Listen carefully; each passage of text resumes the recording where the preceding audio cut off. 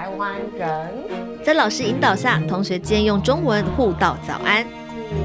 蓝早，梦玲早。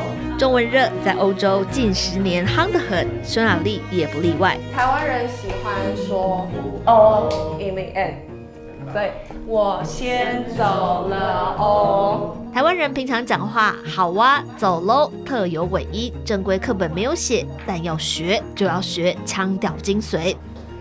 你最近怎么样？我最近忙死了。忙死了哦。没事。没关系。你去报了吗？我去了。你呢？我还没去，应该很早起床。这堂中文课学生已经中高年级，对话练习出现口语的"我忙死了"，一点也不用意外。下堂写字课从字形演变开始学起。六画，那第一笔是什么？横。第二笔呢？竖。第三笔横，很好。第四笔撇。那最后一个老字有没有人会？繁体字一笔一画一横一撇都有其意义，这和中国使用的简体中文相比难得多，但却有不少匈牙利学生弃简从繁。Actually, the funny thing is that I started with the simplified version. I found that when you start using and learning the traditional one, I think it's much more easier to also understand the simplified one. Yeah, so for the time being, I'm just sticking with the traditional one. And also what I really like is that I know, because this is also what we are learning a lot about it, is that there are quite a lot of history behind the characters. And I just think that if you are looking for the traditional characters, it's much more easier to, understand the story behind the characters. 中宣着迷到一举拿到台湾奖学金，目标到台湾深造。而对中华文化着迷的梦玲，除了听说读写，进阶到书法握笔运笔也难不倒。横、竖、撇、捺，对初学者来说已经有模有样。I think that of course simplified is much more easier, but you can feel the essentials of the culture through traditional ones, because you see it and then it's much more unique than just simplified, because simplified is more easier, so more people can learn it. But traditional, I think it's more to those people who like a little bit unique things. 除了繁体中文背后所代表的正统文化底蕴，民主价值也是另一个考量点。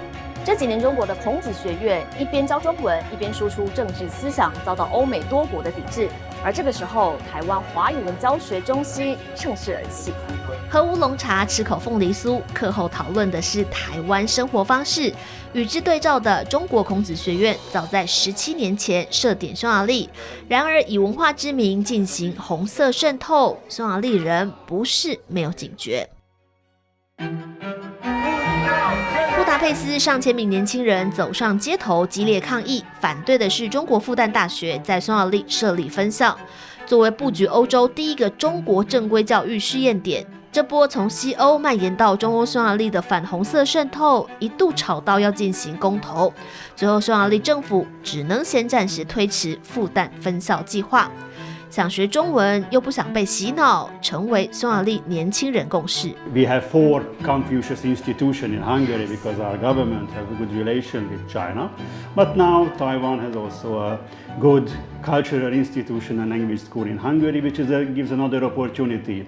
Here in the Mandarin language school doesn't really dealing with political issues. We are dealing with cultural and language issues. And here the teachers are always teaching very much about the Chinese culture, basically the classical Chinese culture also.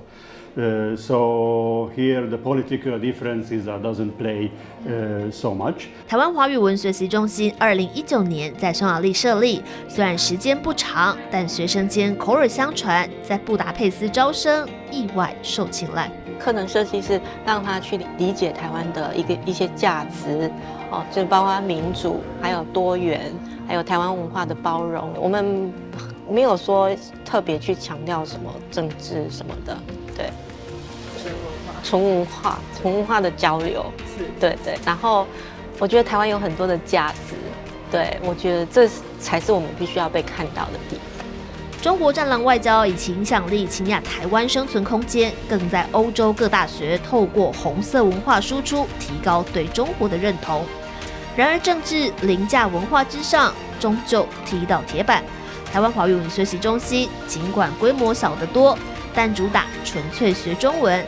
毕竟繁体虽难，但民主价值不能简化，也成为不少匈牙利学生弃简从繁主要原因。